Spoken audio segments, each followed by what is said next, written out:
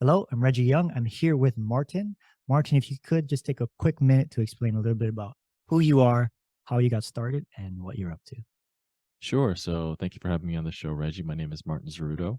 I'm the CEO of Cell Universe e-commerce group. We're a small startup agency that provides services primarily in three different verticals: NetSuite, ERP, both implementation and integration, any kind of remediation, Amazon account management, and Shopify account management. And yeah, how I got started, kind of have a history of trying to figure out where I should position myself to really provide, what I believe is some God-given talents. We all have that, and initially started out thinking I was going to be a lawyer. That changed very quickly after my first degree in paralegal studies. I wasn't for me. I went back to school. I got a second degree in communications and marketing. And then after that was in a nonprofit, creating content, producing content, and doing some marketing for about 8 years. After that, I got married and realized that, as the head of the household, I got to be able to provide as much as I could for my wife, and of course, show her family that I was able to provide for her as well. So I really went down this journey in e-commerce. Starting off as a copywriter and content creator, and slowly building connections with people in the e-commerce space, and finally found myself uh, as the CEO of Cell University Commerce Group. Awesome. I love that. Yeah. I think to myself, as you tell that story, kind of stepping away and realizing that something isn't for you and Yep. not having so many people, my friends, other people I meet, and I'm guilty of it myself, is staying in a, a system, a degree, or a way of thinking longer than one should to then realize, hey, this isn't for me.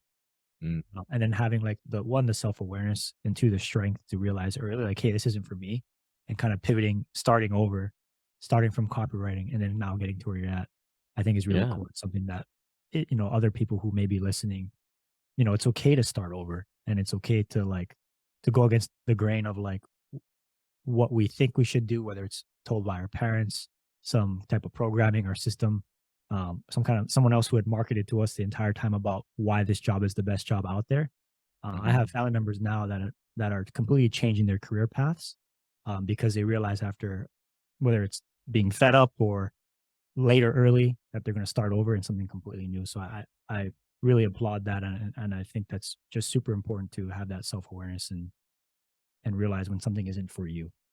for sure. Sometimes we think, oh, I wasted all this time. I studied, and not able to put what I learned to use. Maybe not in the specific field. Like, hey, I went to nursing, and then it ended up becoming a nurse, right? But it for me, didn't end up becoming a lawyer. I didn't end up becoming like a full time paralegal. But what I learned in those 4 years, how to write, how to advocate for your client, how to be able to summarize cases, like these are critical thinking skills that you lean into in your future, career choices and milestones. So just because you're starting and stopping again and starting and stopping again, it doesn't mean that any of those hours put towards study or work won't contribute to your overall makeup of what you offered, not only as a professional, but as a person in life. Yeah, yeah, definitely. Excellent points there. What I want to kind of jump towards to next was how we met. So, a lot of the podcasts I've been on now, I'm kind of bringing on people that I met at a summit, at a Helium 10 summit. And how I met you was from someone else that I met on LinkedIn. James, Yeah. amazing guy. I love that he's always Shout out to smiling. James. Yeah, shout out to James for that. I'm gonna have him on the show here in a couple of weeks. I'm excited for that. But he I'm introduced literally me gonna to you. message him right now and say, "Hey, we're talking about you." Yeah, yeah, hop on. Um, and So I went to go meet James because I was like, oh yeah, I showed up late. I fell asleep at the first night in Vegas at the summit, Yeah. uh, and then met him downstairs. And then he was talking to you, and you guys were talking for a little bit. And then eventually you asked me like, hey, what are you doing? All this kind of stuff. And I realized just after a few minutes of talking to you, Mhm. like how likable you are. Like, Oh, thank you. once or someone else come by, and like, hey, what's up, man? You're just striking Yeah, up yeah, conversation. It's like, and it seems like yeah. such honest, like good conversations that you're like generally connecting with people. It doesn't have to Mhm. be this huge like B2B, like, what do you do? What do you do? Yeah, like, "Hey, you want some this?" Like, oh, man, that's what I when we were there So we were there for 2 conferences. For the first one, we were signature sponsors at the Helium-10 Sales Scale Summit at I think it was Virgin, right? Virgin Hotel. And, it was a big deal for us to be there. It's one of the first conferences we've ever sponsored and attended in full force, and we had, like, a team of 5 people there, and what I quickly realized as we were setting up our booth and as people were walking around, I come from a production, live show, live events background, and it matters to me a lot, like optics and perception, right? So you're there, you've paid money, whether you're an exhibitor or you're attending, right, to gain value. And value can sometimes be misconstrued as, "Oh, I'm gonna sell you something and you're gonna get a good deal." Or like, "Oh man, work with me and I'll be able to make you some money." Like value can be so many more things than just the ask. Being there, seeing a setup that's pleasing to the eye is value. Right. Having giveaways that people actually want to use. We had like jackets and t-shirts, notepads, Yeah. chocolates, health bars, like keto bars. Shout out Yeah. to IQ Bar I for had one of those. sponsoring some of those. Everybody was a hit. I messaged Will, the owner, and I was like, "Hey man, everybody loved your bars." Um, that's value right there. And also in the conversation. Can you imagine you as an exhibitor or you as an attendee walking around and like 9 million people are pitching you? And you Yeah. already know that the goal of the pitch is to get you to sign up or to do whatever. Where I took the complete opposite approach. It's like, "Hey, what are you here for? Okay, cool. Go talk to them. They're really good at that." Yeah. Maybe not those guys because they look like they're just chilling on their seats, not really trying really hard. Yeah. "Oh, you need some NetSuite help? Here's how we can help you." I would even talk to like people and say, "Hey, if you can't afford this particular option, here's what I would do. Do this, this, and this. If you need some help along the way, here's my card and email me, and I'll kind of give you some advice on what I think you should do." And for me, seeing you, that would be my exact same, and that was my exact same approach. "Hey, man, you're friends with James. What brings you here? Oh, what do you do? Oh, very cool. You help people in the Philippines. You have like a charity where you send food and you give them, non-perishables and stuff like that. Here's a donation. Like, I'd love to be a part of that and help you out." Like, that was really just my mindset. Like, how Yeah. can we be just good people and provide value in more than just an ask? Yeah. Definitely. Yeah. I love that. I was gonna save the donation part. Sorry. We'll hop right into it because I'll probably make it the title of the episode. But yeah, one, talking to you immediately connected with the person you were talking with. So I Mm, really like that and respected that. Um, and then as we just talked about all the different things that you and I are doing, and I kind of told you like the structure of how I'm trying to build my business while also giving back. And we talked about leveraging Filipino virtual assistants mhm, as mhm, a primary workforce in our business, and how I want to create functions to give back to other people in the planet. And I just remember telling you that, and you just like, I felt like genuinely connected with it. And you're like, mhm. "I'll give you $1,000 right now." Yeah, Like 100%. it was just like, and it felt like it came from such an honest place, and I was so taken back by that. Like that made me so happy that you connected with the story and the mission of what I'm trying to do outside of just build a business. Um, Mhm, so one thing I've done, and I've talked about on another podcast, is I've tagged uh, a few of my virtual assistants to determine how we want to spread that money apart, mm. like around, right? So I'd already sent you the photos Yeah, that were yeah, of generated from that, but my team was like, "Oh, sir, like this is so great! Like, tell Martin thank you for course. his donation." They are so happy that people care, that just people care. Like people love to know that people care. So what they decide is like, Mm, hey, they want to give it to an orphanage, an elderly people home, and then hand out food on the street. So it's like three different nice. initiatives. And we're saving like 15% of that budget for a few things over Christmas. Sure. But they were able to, they took full ownership of it. They decided what they wanted to do. And then they went out and I just said, hey, just try and grab some pictures. Unfortunately, a lot of the places that they went to, they have more in-depth COVID restrictions still. So they couldn't Mm, get that many like that's uh, okay. photos done. But one thing I also found interesting is during that donation drive or what was happening, part of that initiative of going to a elderly people's home was one of them. They're like, yeah, they really appreciated everything that we did, but they appreciated more than anything us coming and connecting with them. So they came, and then Mm. the elderly people and a few people who were working there were singing songs, and they had Oh, that's lunch. amazing. They Yeah. did all these things, and it was just like that's how far your donation went. It went beyond just money. It like it motivated my team, it built them up, it helped multiple, and I just had this like just such a massive effect. So one, I want to thank you for that because that really Mhm. means a lot. And then two, just talking about like, how important it is to be connected with one another beyond just business, because I think that can create so many, just from a B2B standpoint, a lot of positive externalities. But Yeah. at a broader scale, we really start to help people. At the end of the day, people wanna work with people they like, Yeah. and, I don't wanna wake up, go to work, or, like, sign on to a Zoom and talk to somebody that I don't like talking to. Yeah. Not because I am like on some high horse, but like maybe the tone of your voice and the way that you approach problems and the way that we interact. And like if I make a joke and you're like, we're not here for jokes. Like this, like I grew up always thinking like, gotta wear a suit, gotta be super professional, and there's some truth to that. Optics matters, right? I'm not sitting here in like a tank top, and like I didn't, at least wash my face or whatever. Like optics and perception, of course, it matters, but that And a good mic. authenticity and a good mic, exactly. You've invested in one, I've invested in one, because even if somebody's closing their eyes, they have their headphones on and they're listening to our conversation. There's a level of immersion there, right? So all of these things add up to potential reasons why maybe you want to work with me, maybe you work with Reggie, maybe you work together, or just be part of the journey, and there's value in all of those different approaches. Right. uh, I can't remember how many pitches I've done on Zoom. I can't remember how many people I've met in the process of networking both in person and online, but I can at least vouch that in every attempt at connecting or selling or working together, that it was from a place of like kindness. Like let's have a good time and figure things out. Sometimes I email CEOs and I say, "You're the best, bro." Or like, "How are you, my friend?" Like, or like, "Dude, where's the lead at?" You know what I mean? Like, Yeah.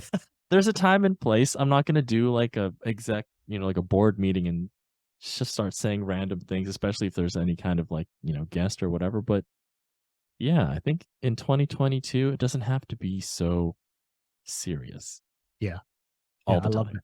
I love that. And when you talk about optics and like you kind of like this perception, it Hmm. makes me think still when I met you and I thought to myself, damn, that's a cool jacket he's wearing. Because if This you're one right wearing, here. yeah, it's kind of hard to see right now if someone's not Right, right, right. visually or you're not standing up. But I remember just looking at it and thinking to myself, it reminded me of like NASCAR, like or like very like Absolutely. F1 yeah, F1, right? Where it's like this nice solid black jacket, high quality with like different logos on it. And it just logos. looked Yeah. I loved it. And I was like, dang, this looks really cool. So the moment I meet you Yeah. visually and like this looks really cool and interesting. And Yeah. then two, you're connecting with me, like trying to honestly connect with me. You're not trying to sell me like right off the bat. You're Hmm. generally trying to connect with me.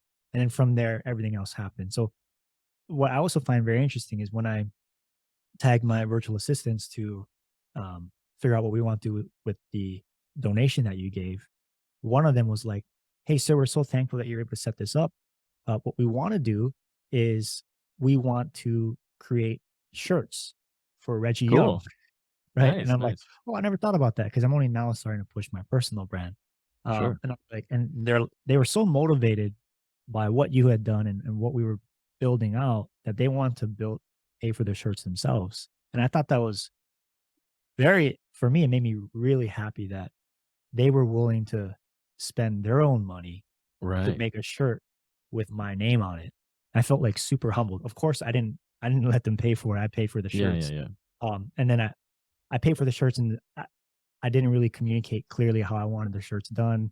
I kind of wanted like a little thing going on. Like I wanted to put like my vector logo, like RY on the front over the chest, kind of like a Mhm. badge. And I wanted their name on their back with the term operator underneath. It's like a jersey.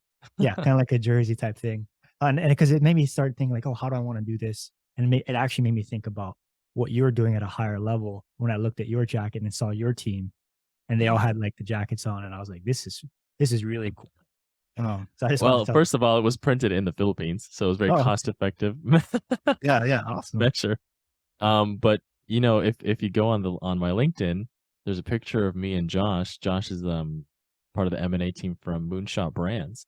Mm. And we had a call a couple of weeks ago when we got back from Vegas, and I was wearing it. He's like, "Bro, that's such a cool jacket, right?" And we're like, "Hey, send us your address. We'll send you one." You know what I mean? So we sent it to him, and I was talking to him yesterday because he's gonna come on our podcast, sometime next week, and he's like, "I was walking around with the jacket yesterday, I felt super cool." I was like, "Hey, put it on right now, and let's take a picture." So we put it on, like, I'm pointing up like this, and he's pointing down, and we're Oh, both yeah. wearing the jacket. Yeah. Uh, I won't mind a free jacket, but yeah, send me your address. yeah. I mean, yeah, if you can get it to me in the next week or 2, I'll travel with it. Oh, Um, fantastic. yeah, that'd be pretty cool. Um, I was gonna say next, I have a little bit of notes here. Still getting No, used no to the worries, no worries. interviews. Um, Let me see. Yeah, so we met at the Sell and Scale Summit. Yeah, And I want to pivot it back around networking and the positive externalities that come from that. So one, again, we connected. And then two, what I was trying to do. So Gary Vaynerchuk was a big speaker, or one of two big speakers at that show. And yep, I going into it, I was like, okay, I'm sure at talking to a few of the people who are running the summit, they're like, yeah, like very few people can meet him. Most people on the team can't even meet him. Um, there's no, like good luck. Like you're not gonna be able to meet him. One, to start with the story, I didn't meet him. But mm, two, I felt like I just from being an attendee at the summit, yes, I came there to network from a B2B perspective. Yes, I came there also as another third party seller to network with other third party individuals and then learn things along the way. But meeting you from someone I met online, James, who I never met in person at that point, mhm, who I was going to interview on his podcast and be on his podcast, all that led up to meeting you, connecting with you, you donating money, and then the effect that had all the way down to people who really need help. One, that I just love how all that worked out. mhm, And then two, on top of that, maybe future business opportunities between you and I, or a referral, or who knows what might happen there. If nothing happens, that's totally fine. It's just, we're here creating content for other people to consume and hopefully learn something from. Um, absolutely. and then what happened after that is, you were a sponsor at the event, and sponsoring is not cheap. Obviously, like I wasn't going to sponsor. It's not definitely not in Yeah, my budget to be doing that kind of stuff. But I thought it was so cool that you were during the primary speaking event with Gary V. mhm, You're like, hey, yeah, like, you can totally come to the sponsors booth, like just, come up with us and meet us here. I thought that was like super welcoming. So I remember meeting you and we went straight up there and you would introduce me yeah.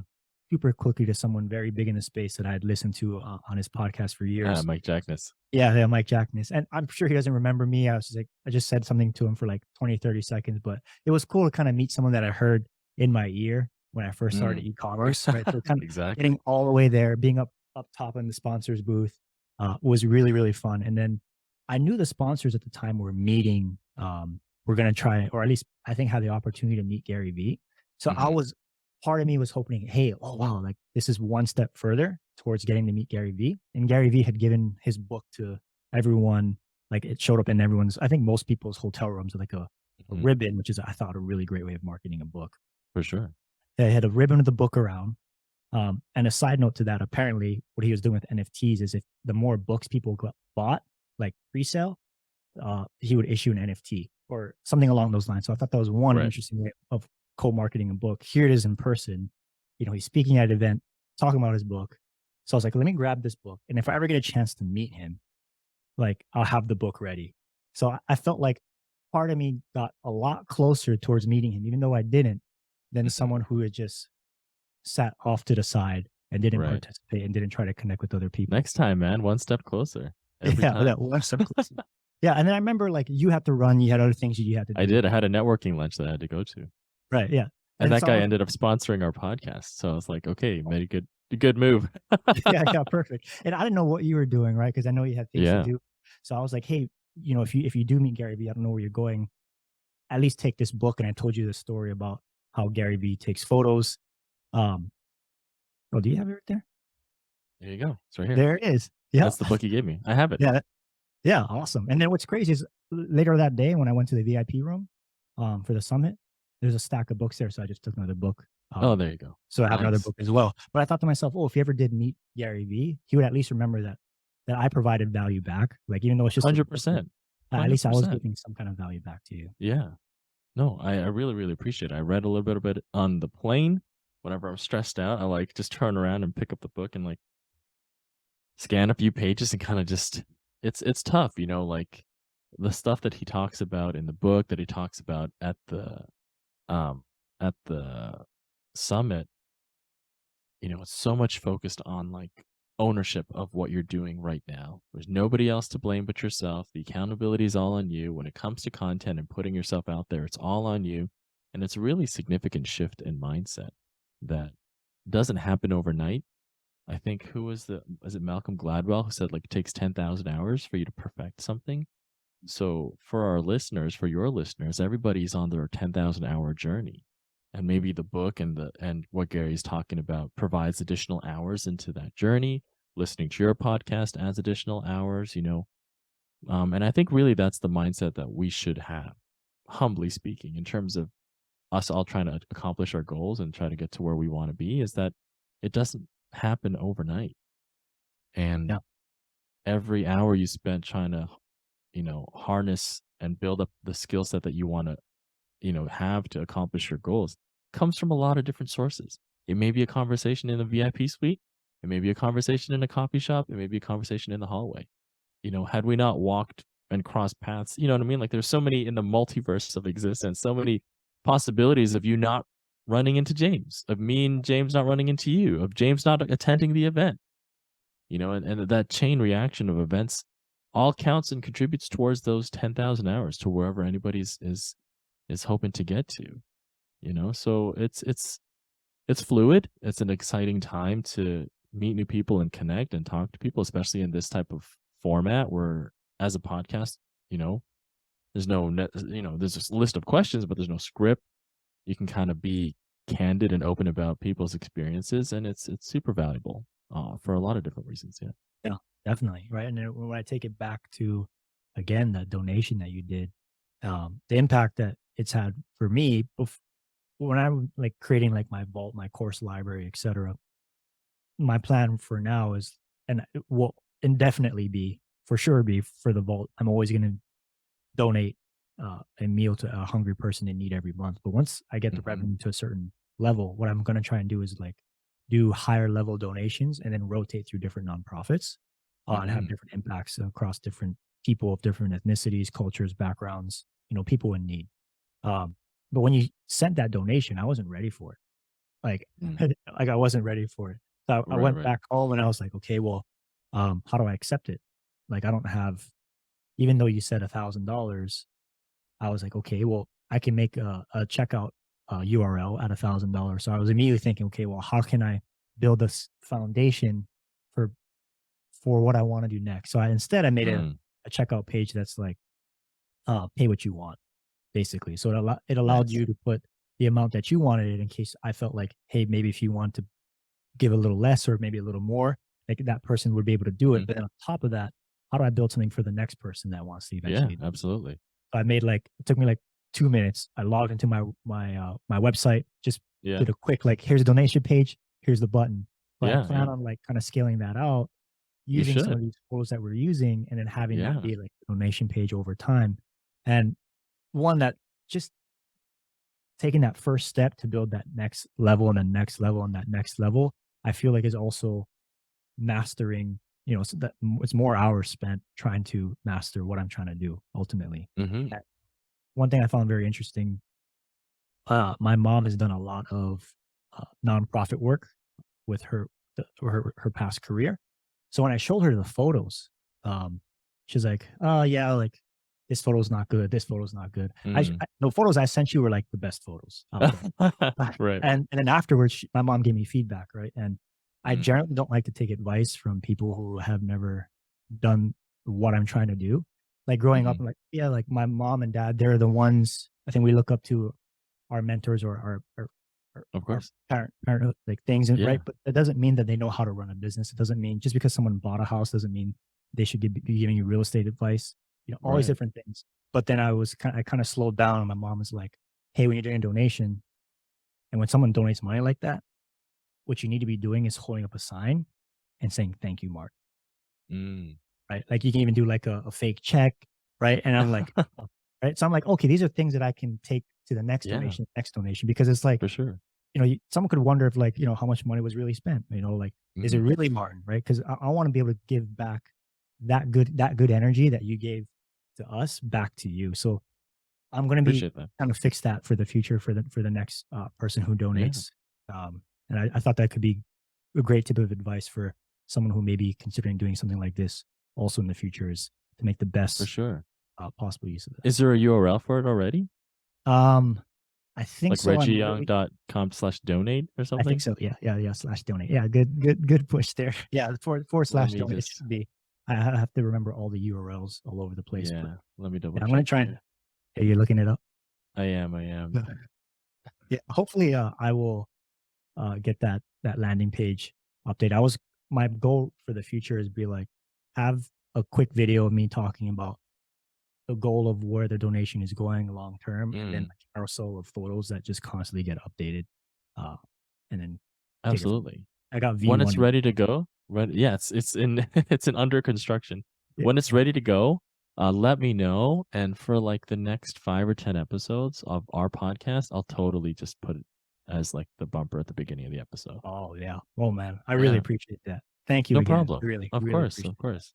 And that kind of gets me to like the next point, and kind of like the Mhm, big thing I want to talk about here is, you know, I I've hired and trained virtual assistants and worked, one as a freelancer on Fiverr, on Upwork. I've mhm, worked for some of the biggest aggregators.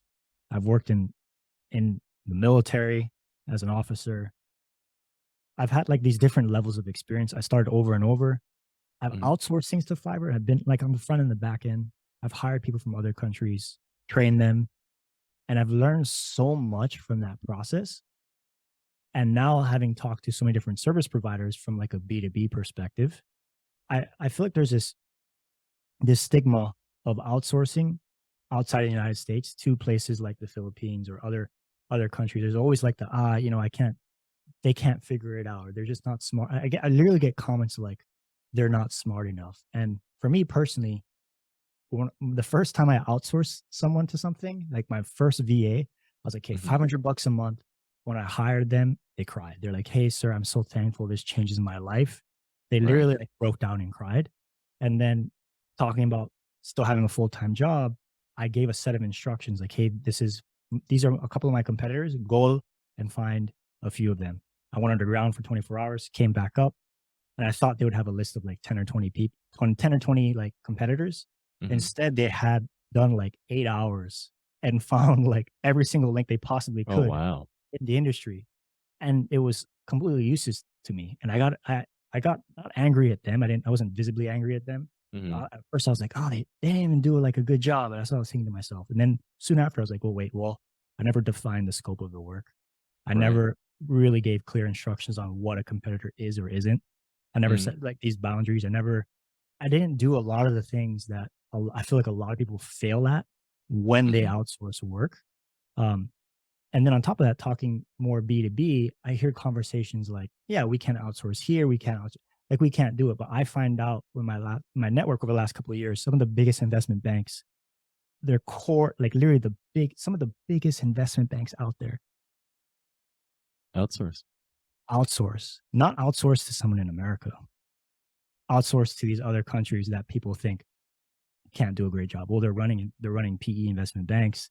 Mhm. They're on the back end of some of the biggest companies out there, but you can't figure it out. So maybe we have to look at one, how we see those people first, Yeah. right? And then kind of, so if you could maybe explain a little bit about like maybe your experiences and your thoughts to what you've come across in regards to this topic. Yeah, it's important,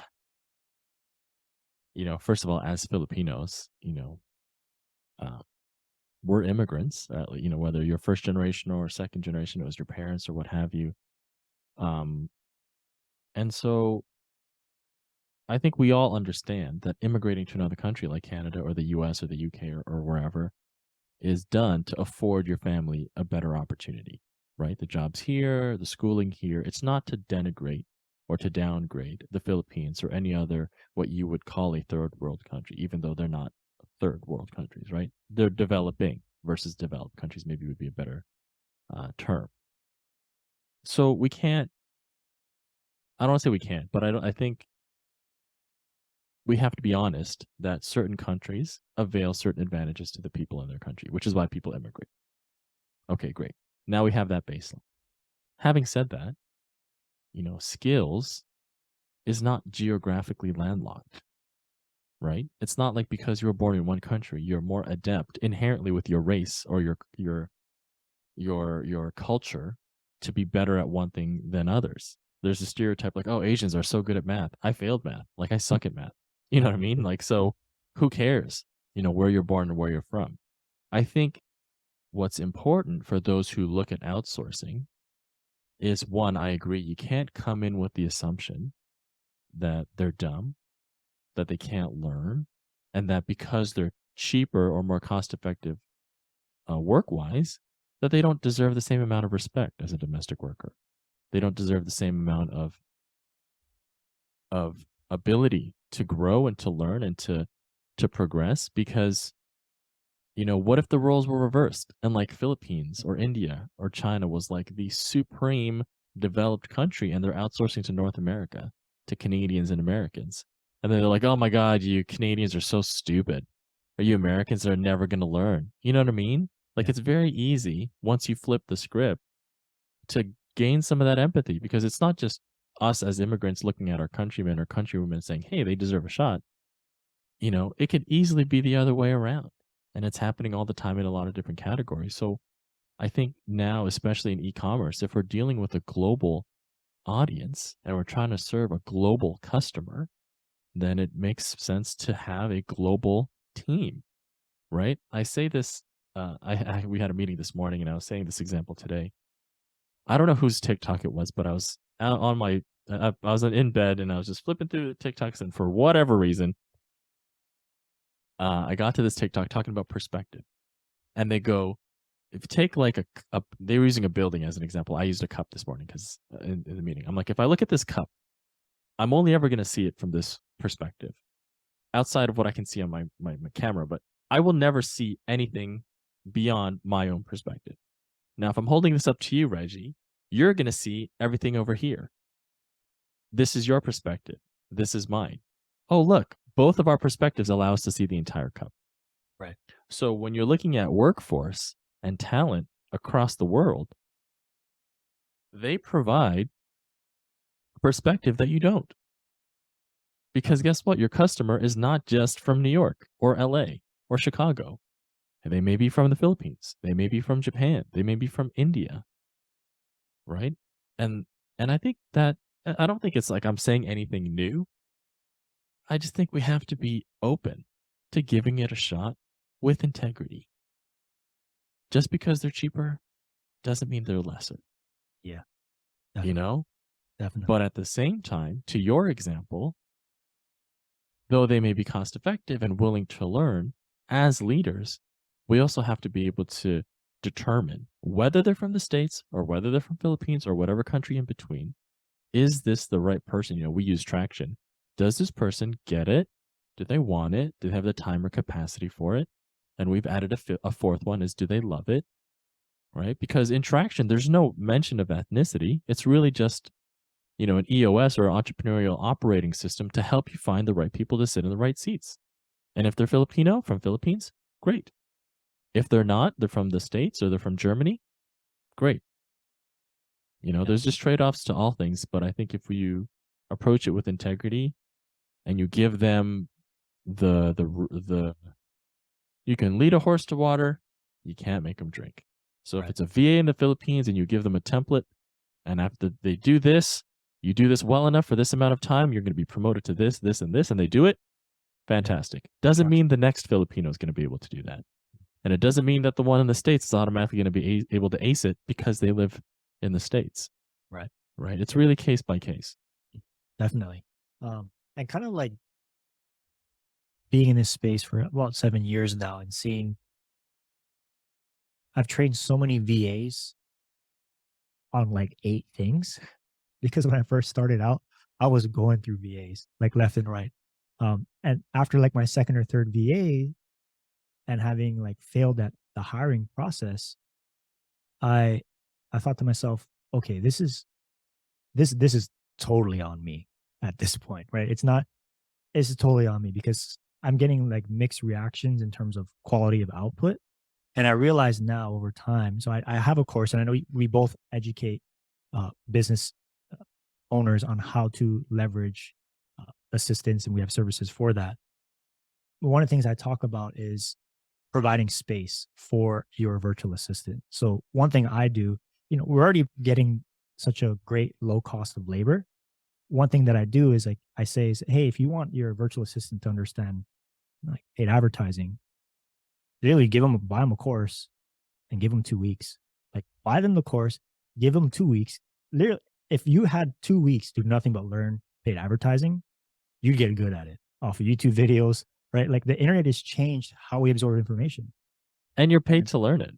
So yeah, it's like, "Oh, great, I'm getting money, and then all I have to do is watch these videos and learn. See you in 2 weeks." yeah, yeah, they love it. They absolutely love it. And one thing I do is I have every single one of my virtual assistants are using like my own, like their own dedicated Google accounts that I own. So I own their Slack channels. I own all their project management software that we're using. And when I first started h- working with virtual assistants kind of at scale with a team, I was really curious as to how good of a job am I doing? And I don't speak uh, Filipino. I don't speak like the actual language. I was never taught that language growing up, but a good amount of my friends do. And logged into their accounts like this was years ago, a couple years ago, and I asked my friend like, "Hey, can you just look through and see what they're talking about and what they're like? Do they actually like me? Do they enjoy their job?" And it was just nothing but good things. Yeah, I love working for Reggie. Like he gives me the time and the freedom to do what I want. Uh, you know, Awesome. like literally enjoyed working with me, and I realized that's because they come from so many other employers and past gigs Mm, where where the rules weren't clear. They didn't have like a clear template, like you talked about, clear measurable goals. They didn't have the space right, to right. learn. It's like they were expected to work like a slave and perform like someone who's been doing it for 10, 15 years with bad instructions. You can say like, go ahead and do this, but like in what way, in what manner, right? They come from all these other jobs and things like that where they're trying to leverage their past experience that has been nothing, in my opinion, but poor outsourcing, poor leadership. So how providing that really solid foundation, being honest with them, telling them like, hey, you can give me feedback. And I feel like one of the things I've kind of struggled with, and we can maybe dive in this a little deeper, is sometimes a lot of virtual assistants and when I outsource work is they don't want to take on like these higher leadership roles and they don't want to tell you when something's wrong. So and to Right. me, it comes back to like, how do I how do I do that? So for me, like having been an officer in the military before, I kind of leaned back on that experience and was like, you have to have an open door policy. You have to be there for them. You have Mhm, to ask mhm. them like, hey, what feedback do you have? Like, no, please, like honestly, what do you have? And over time, that's helped me tremendously in my business because they brought their perspective. Because the person at the end of the day who's turning the wrenches and doing everything, they're going to see things in your business that you're not. And it's been 100%. super beneficial for me. So, and Mhm. so I was curious as to your thoughts and your experience Yeah. on. No, I on I agree completely. There's 2 things. 1, in a room of 100 people, say you're doing a fantastic job leading 100 VAs, right? Feedback is fantastic, they like working with you, and, like, 99% or 98 of them have no problems, and there's gonna be 2 or 3 in the back that no matter what you do, and this applies to both offshore and domestic workers, right? No matter what you do, no matter how hard you try and reach out to them or try and, be there and kind of create a bridge and extend an olive branch, they're gonna hate you regardless. Mhm, mhm, It's very easy for us to go down a hole of like, "Oh, I want those 3 to love me. I want those 3 to get it. I want those 3 to buy into the culture, and I want those 3 to be my friend." And like, what do I gotta do? Do I gotta act this way? Don't do this? Start doing more of this? But what about the other 97 or 98 who are already on board, who are mhm, already part of that mission and part of that culture and are ready to go to battle with you, right? mhm, There's this book that we also read called Extreme Ownership, right? And I think it was written by 2 like Marines or Navy SEAL, mhm, former Navy SEAL. And it's really about, the mantra is there's no bad teams, only bad leaders. Right. Now, when I read that book, I'm not saying, hey, all of this is gospel, all of it's 100% right. But the essence of it is, you know, it's upon you as a leader, you, Reggie, me, or anybody else who has a team, specifically if it's going to be domestic or sorry, offshore, to establish those parameters and accept what's working and what's not working. And if it's not working, it's on you to figure it out and give them the new parameters, give them the new skills so that it works out. When I said earlier about those two or three people in the back who's always going to hate you, extreme ownership does not absolve team members from accountability. If there are bad team members, then as the owner, you have to recognize that, address it, and give them opportunity to grow or change. And if they can't, then you have to let them go. Extreme ownership doesn't mean nobody gets fired or that nobody is held accountable. Right. But I literally said this, I forgot where, but I said this week. I said accountability is taken, right? I take accountability. Reggie, you did this, you're going to take accountability for that. It's not given, it has to be taken, right? So whether you're a domestic worker or an offshore worker, there has to be a willingness to take that accountability.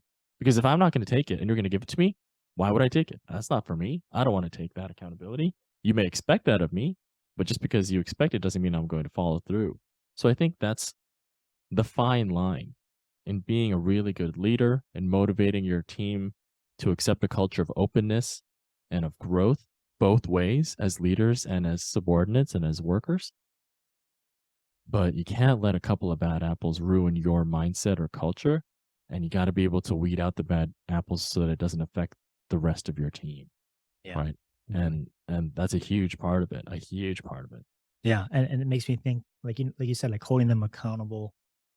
It really comes down at that point. It's no longer business strategy. It's no longer what tactic or what tip's going to create the next conversion or the next sale. It's like how can you connect with other people again in alignment with your truest values, the values that you Hmm. put in your business, and where you want both of those things to go for the people on your team and for you and ultimately your goal. So I really love that the conversation has kind of gone this far in with connecting with other people, one, and then hopefully trying to reframe people's mindset around outsourcing, going offshore, like you said, to other VAs, and still realizing, in my opinion, and like you've echoed, and saying it's like these people are just like you, and you Hmm. have to see them that way. We have to see each other as one. We have to see the neighbor like thyself. Like, I don't know, I just made something up, but we have to see them like Yeah. us, right? Like golden rule Right. stuff, super basic, Yeah. but it applies at the end of the day.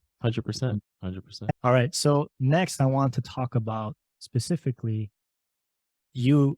When I looked at your LinkedIn, I saw you were a Hmm. managing partner for all different types of like business initiatives. So I found that very interesting. And what I want to do really quickly for the audience is define what a managing partner is. So, by Google's definitions, a managing partner will be responsible for setting strategic goals and objectives, supervising daily activities, monitoring performance, and driving business growth. So, to me, that makes it to me, it sounds like you're providing your experience and strategy into these different businesses. Is that kind of what you're doing with all these different initiatives that you Yeah. oversee? So for some context, if you go to our website, celluniverse dot agency, and you go to, I think, the about page, let me just double up slash about us. There you go. So you go to the about us, you scroll down, you ignore that guy sitting on the chair.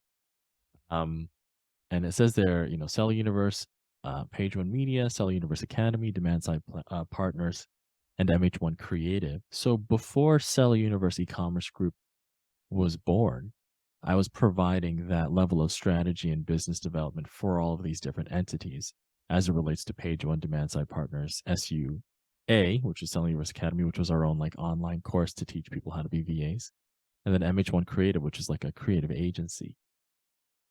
And what we realized is why have five or six different entities when you can just consolidate them into one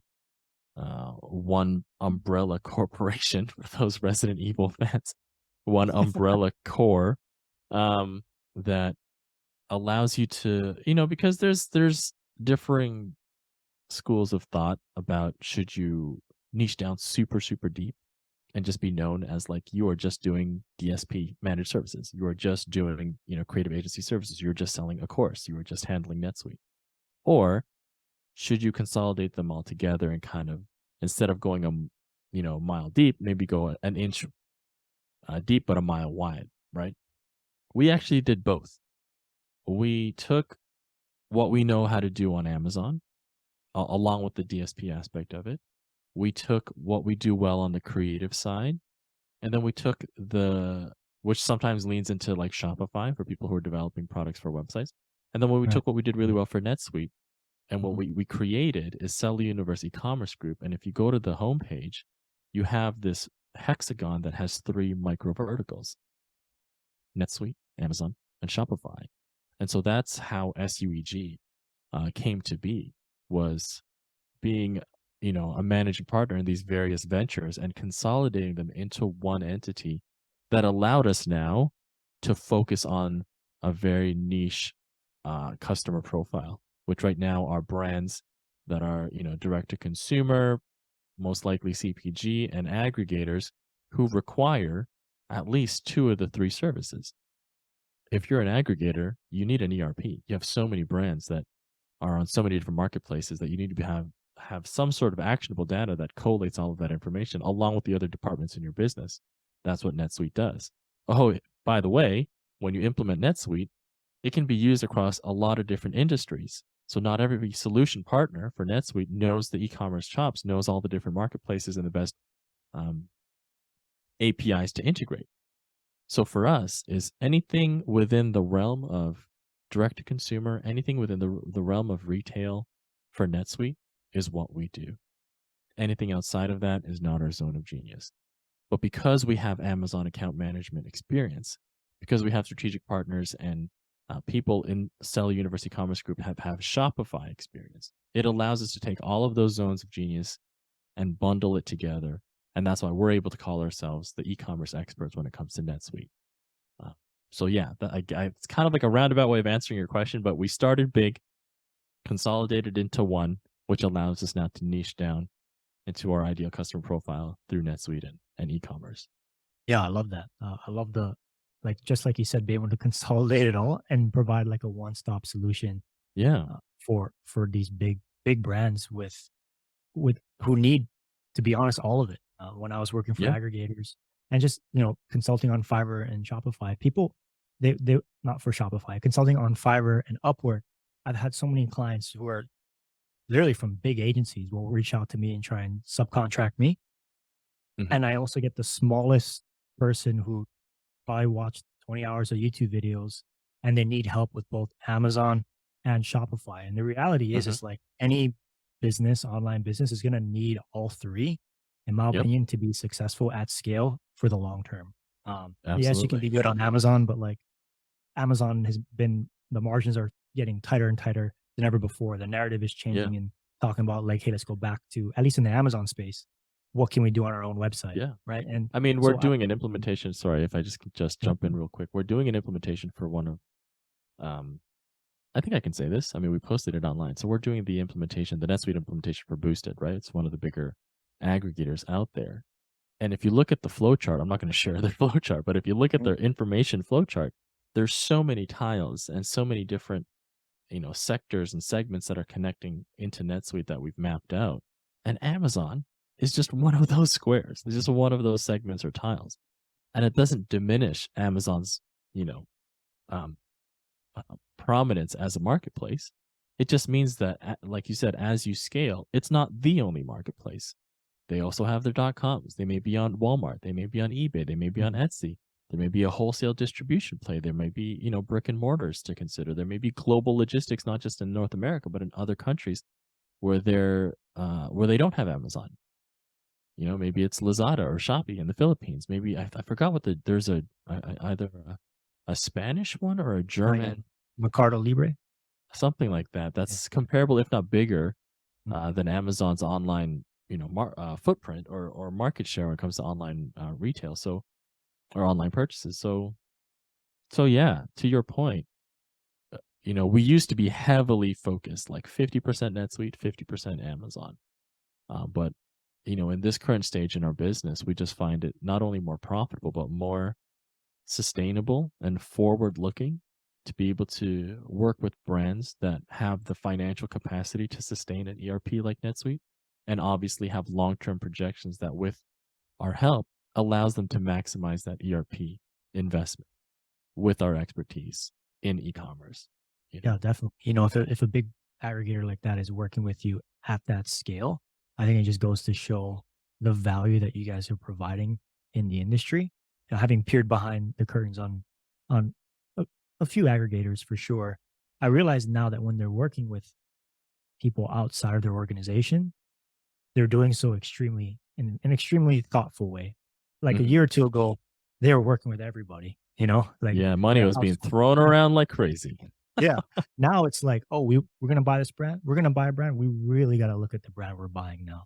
We're gonna work Mhm. with they have to, like, why are they gonna work with them? There has to be for a legitimate, serious, scalable, real need of a reason." So I think Mhm. what you're doing there, in your current business speaks volumes because you're attracting big clients like this and providing massive value.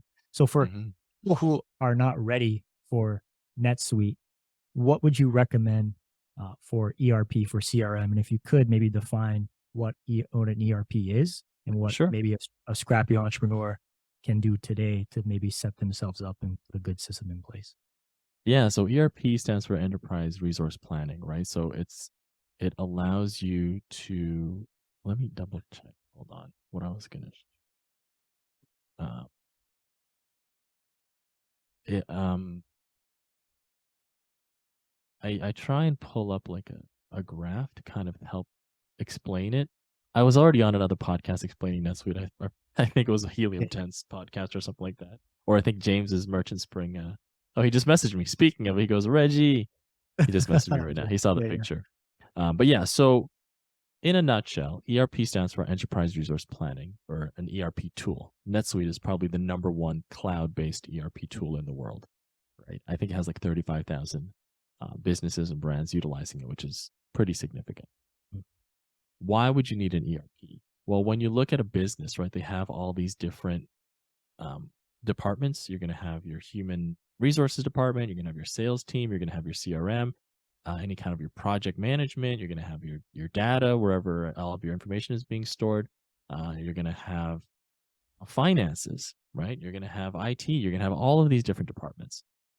But there are a lot of really awesome um, SaaS providers out there that allow you to build the ideal tech stack. Okay, for my finances, maybe I'm using Zero. Maybe I'm using QuickBooks. Maybe I'm using Bill.com. Great. For HR, maybe I'm using Habab. Maybe I'm using ADP. Great. For CRM, maybe I'm using HubSpot, with a combination of Salesforce. Great. Eventually, if everything lines up, you're going to get to a point of growth where, in order for you to really scale, you need something that will consolidate that infrastructure, right? So that instead of you loading up 17 instances of 17 different softwares that inherently are not always talking to each other, or talking to each other in a way that allows you to parse through all that data, you're going to want all of that to be consolidated so that you can actually see dynamically what's happening across the board with your business. Because now you're not talking about one store on Amazon, you're talking about 15 brands on 3 different marketplaces, right? So then how do you manage the demand planning for that? How do you manage the supply chain for that? How do you manage, any of the 3PL logistics? How do you integrate that into automation so you don't have a team of 100 people, but you can actually do it with 10 or 15 through the power of NetSuite? So that's what ERP allows you to do. It's really not an answer for right now. Like, oh, am I going to get what I need right now out of QuickBooks for my finances at a cost effective price? 100%. Your now problem is solved by now tools like QuickBooks. NetSuite and ERP is your scale problems. It answers your scale issues. It's the scale tool. It's for later. So the sooner you have and it's not cheap by any means. So I'm not recommending anybody who has like one brand to invest $30,000 in a NetSuite license. You know what I mean? But once you get to that point where you need to consolidate that infrastructure and have all that data ready for you, then you're bringing in NetSuite not to solve a now problem, but to solve a tomorrow scale problem. Yeah. And that's the Yeah. beauty of the ERP. Yeah. Yeah. It's really interesting to think about. It's honestly problems that I have not come across yet. I'm not at that scale to buy an ERP. The Hmm. only thing I can think about is what I'm doing right now, and what I'm doing right now, what I've done in the past, one, which has made businesses that I've sold, specifically the last one, easy to pick up, is I had a solid foundation and I had solid reporting and data collection. Like only Mhm. having one or two brands, but having launched a bunch of products, a lot of the times when we're running online businesses, even at these big companies, you look behind and it's just a drive folder with a bunch of crap, and like it's 12 different Yeah, login. It's like yeah. who has the password to what, and I need access to this, so I need to wait 3 days for that. That one user on the opposite side of the team doesn't know where to access the other piece of information. So you want to, Mhm. one, just, it sounds super basic, but just be organized. You want to be organized. You want to have some kind of reporting. For me, organization looks like having a Google Drive with dedicated folders. So if anyone signs up to my Vault, I literally have a Google Drive that you export and upload, and it's literally just like template after template after template after template. So Oh, when you launch a fantastic. product, it's like profit loss statement here if I want to record it, photo and videos, supplier template, logistics planning, everything. It's like super basic stuff, but it's allowed me Mhm. every time that I was iterating on my business to build a solid foundations. When it came time to sell it, all I really did was right click, view or share with owner. And the owner went and popped in on that first day and literally saw everything ready to go. My reports, although generated by a VA, a lot of that stuff was being exported or just downloaded every month. And I've Mm, started doing like some automation to put things in Google Sheets, of which can be very, very usable. And that's what I kind of recommend for someone kind of starting out. But obviously, yeah, once you need to scale, you Google Sheets can only take you so far. After that, you're going to need software. correct. Correct, but no, I commend you, for anybody listening who's an entrepreneur trying to start up their own business or service or sell a product or what have you, it really has to come down to what are the systems that you have in place so that you know what you're dealing with.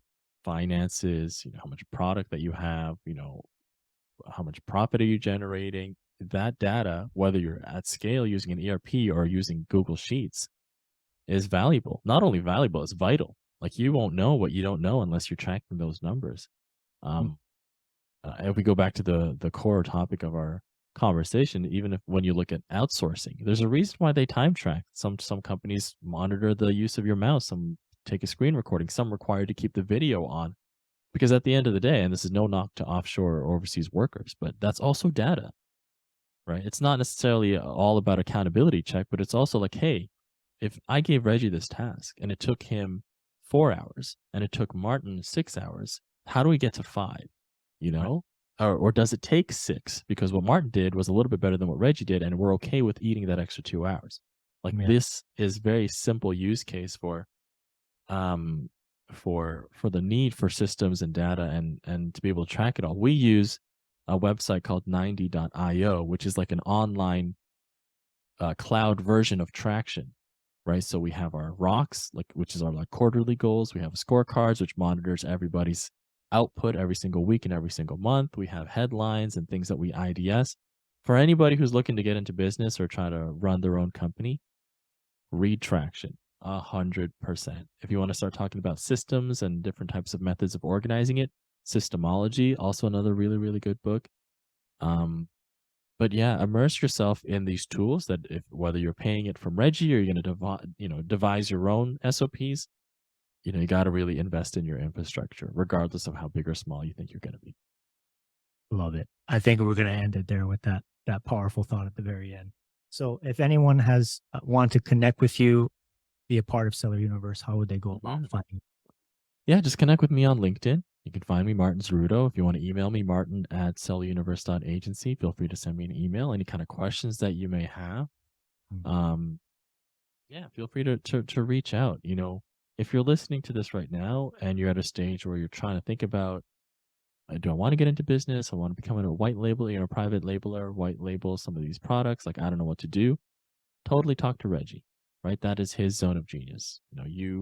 And I commend you for what you've been able to accomplish, have launched various products, got it to a point where you exited, and now you're building systems and services and tools around what you've already done, and you're offering it to people there. So if you're listening, you totally can try and do what Reggie did, and there's nothing wrong with that. But it's really at the trade off of time that you may or may not have to invest in going down that journey that you have already done, Reggie. So if you're in that space, talk to Reggie. He'll help you out, even give you some great business advice as it relates to Amazon. But if you're listening and you're somebody who knows or you're somebody who requires NetSuite, please give me a call. Even though I didn't give you my phone number, please send me an email and let me know how we can help each other out. Yeah, yeah, definitely not hard to find. I'll be sure to link it down below to For every sure, video for that's sure. published for it. So again, thank you so much, Martin, for connecting with me, connecting with my team, and the Mhm. impact you've had. So we'll be in touch, and thanks a lot for being on the show. Of course. Pleasure was mine. Thank you, Reggie. Take care.